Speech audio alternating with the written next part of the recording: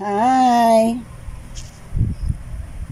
Magandang umaga po sa inyong lahat. Ako po si Daisy Gold Garcia. So, taon-taon po ay ginagawa ko to para maisip natin kung ano ang tunay na diwa ng Pasko. So, anong oras na sa akin ngayon? It's 6 a.m. December 21.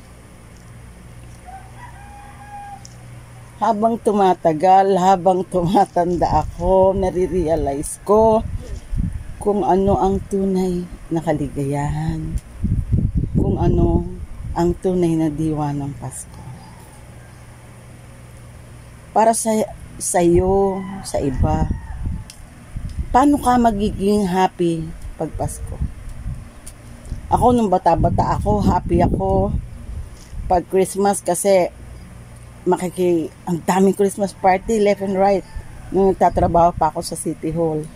Ang daming gifts, ang daming bonuses, tapos nabibili ko lahat ng gusto ko at ang sarap-sarap mag-shopping, right?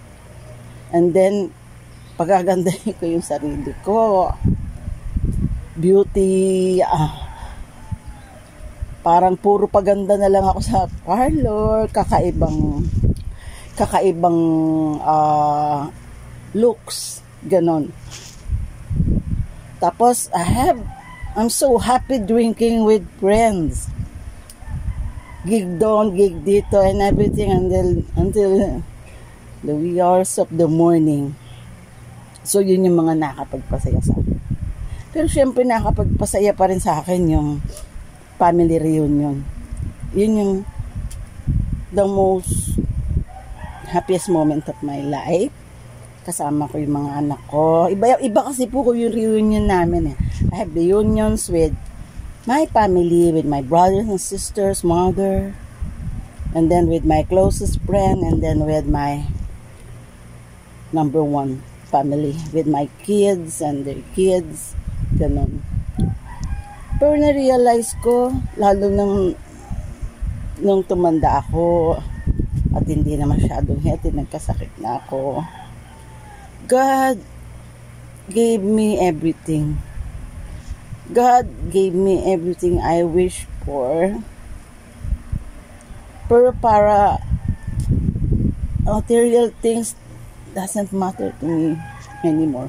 Of course, we need that to buy delicious food, buy the things that we needed,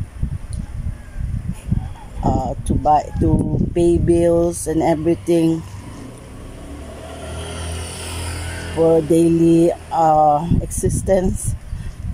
But then I realized even if you have everything, even if you have the money you need, beautiful clothes, new shoes, beautiful house and everything, what makes me more happy is to have peace of mind, to be at peace with God, to love God more, to be close to God, and to be with my family during Christmas. That's what makes me happy. The only thing I need is to have a healthy body, to eat healthy food. That's what matters most to me. To stay strong, and for my kids and my grandsons to be always safe, and to have healthy food on the table. Yun lang ang wish ko this Christmas, that I have to be with my sons. Of course, I wish to be with my family, my brothers and sisters, but then it will not happen because some of us were too old to be together, and we have our own family.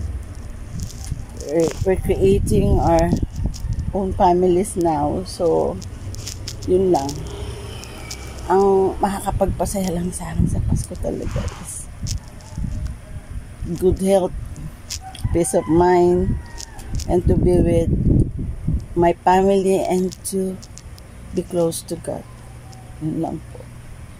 Kayo po, ano po ang tunay na diwa ng Pasko para sa inyo? Magandang umaga po. Ako po si Daisy Gold Garcia. Please like and subscribe. Thank you.